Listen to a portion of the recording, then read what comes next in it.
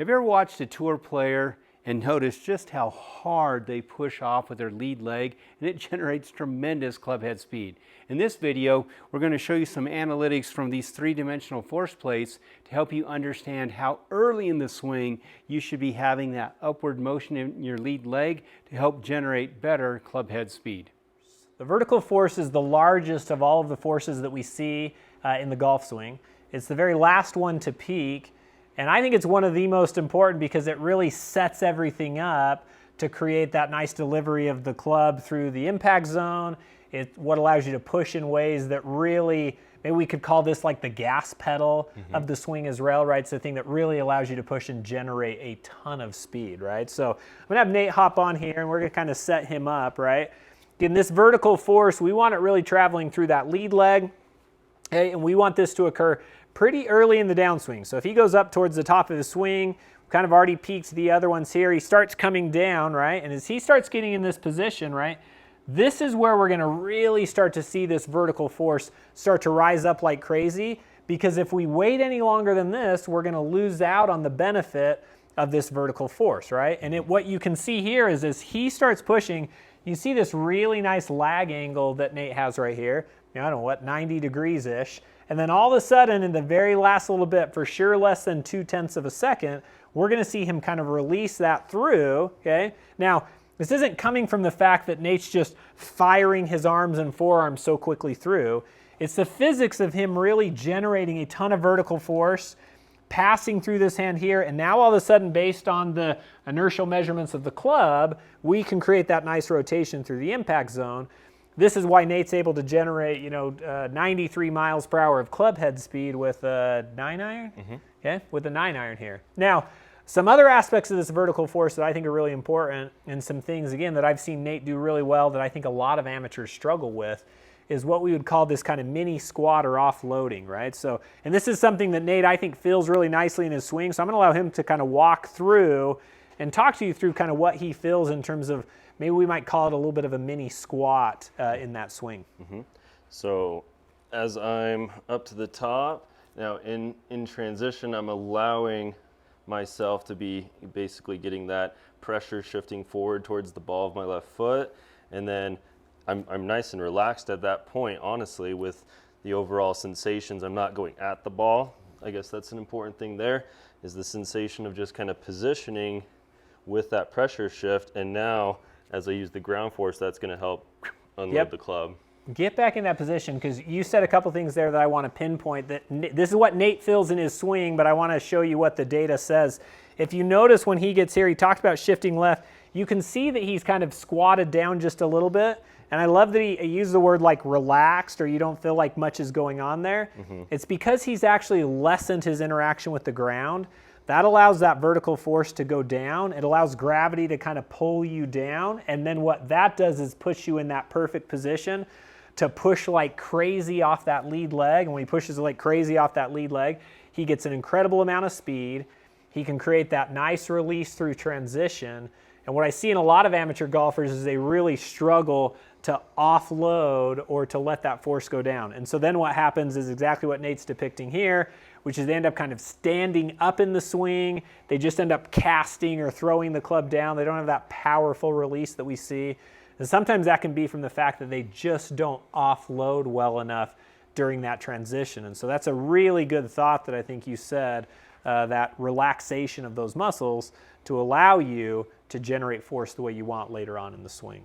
Now, most amateur golfers, I will say, this is the force that is just all over the place in terms of it tends to be really late. It's occurring maybe after impact. It tends to be really low. They're not pushing super hard off of that lead leg. And this is a great way for you to actually maximize club head speed. Start maybe creeping towards these 93 miles per hour with a 9-iron, which is something I guess we can all hope and dream for, right, Nate? Yeah. All right, so I've got a 9-iron here, and I'm just going to mess around with maybe speed control if I want to go after one, instead of like kind of hanging out at the 75% like standard range. Maybe I'll hit one stock at maybe just 75% effort for myself, and then I'm going to increase and try to get more club head speed, but not trying to speed up anything with the attack of the feel of the hands, of the arms unloading, but more so the transition of using the ground force and get that vertical explosion to help me gain more speed with this club head. Again, with still relaxed, as if I'm maybe mentally doing the 75, but just getting more force into the ground. And then we'll see what that does.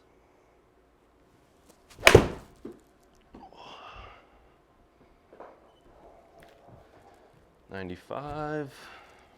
So here's my stock 9-iron, nice and Start swing. relaxed. All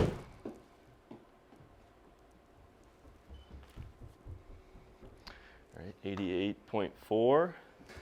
So this is kind of cool to watch you kind of go through this process of kind of stock swings versus fast swings, right? So this is your stock swing, and if we're thinking through that vertical force and how much you're pushing with, right? And we look at it here and your vertical force, your overall vertical force here is 150. You're pushing on the lead leg with 112. Okay, so this is what we'd call your stock. If we go back and actually just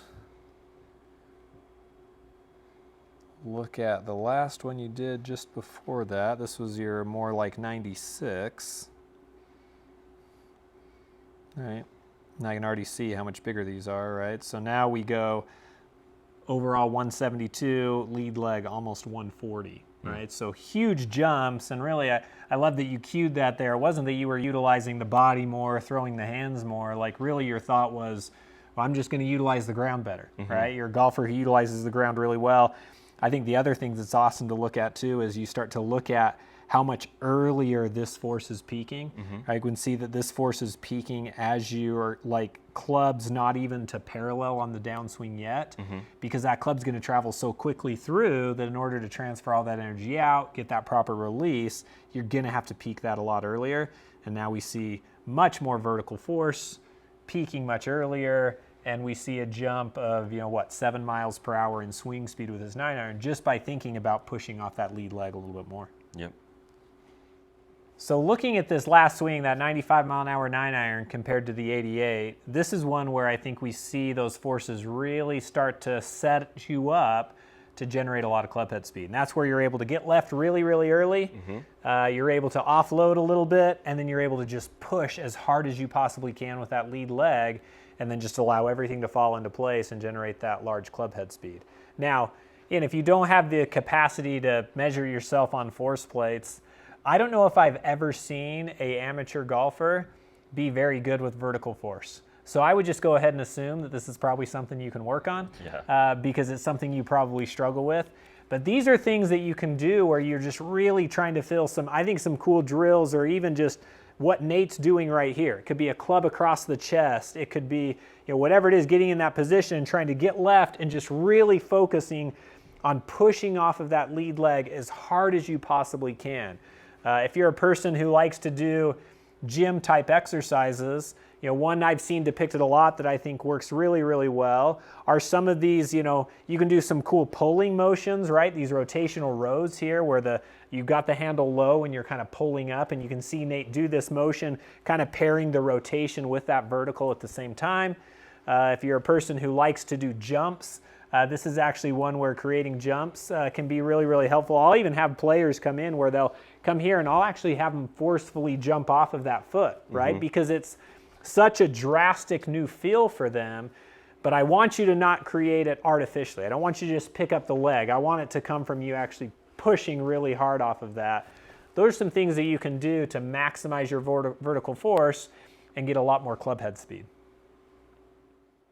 We'd love to host you at our facility here, let you take some hands-on lessons with these three-dimensional plates. Gives you fantastic insight and feedback. Just look at the details in the description below, reach out to us. You can set up a lesson today.